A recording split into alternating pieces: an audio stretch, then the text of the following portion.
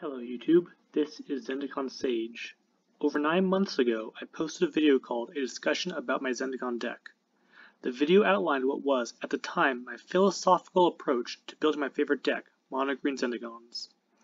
I discussed a lot about my decision-making process in that video and how I really wanted to focus on the cards Nissa Zendikon and Vastwood Zendikon. This deck has gone through a lot of changes since then, and so has my approach to it.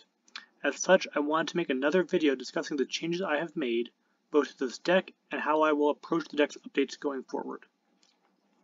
This is my current deck list. I call it Zendikon Ramp.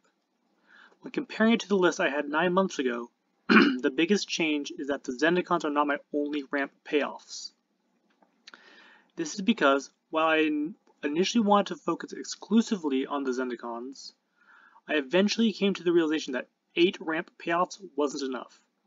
I tried adding more draw power in the form of spare supplies, and mainboarding Snakeskin Veil to protect my Zendikons.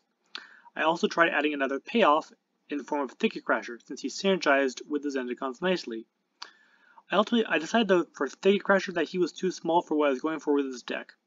For the amount of ramp I was running, I felt a 4-3 just wasn't big enough. A breakthrough came when I tried another Nissa-themed ramp deck.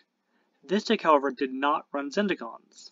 Instead, I used various creatures that I felt personally had some connection to Nissa. For example, I ran Spore Mound, because both Nissa of Shadowed Boughs and Spore Mound have landfall. What I took away from that deck was that I didn't need Zendikons only to be a Nissa-themed deck. After that, I thought to myself, well, if I can build a Nissa deck with only Zendikons, and I can build a Nissa deck with no Zendikons, why not both? And that led me to where I am now. My philosophy has changed, and I can sum it up like this. Instead of my previous rule, where the Zendikons had to be the only ramp payoff, the Zendikons now need to be a ramp payoff, and all ramp payoffs need to be justifiably related to Nissa in some way. There's a lot of room for this deck to grow and change over time, and I'm excited to see how this deck grows in the future. Until next time, may your mana always be plentiful.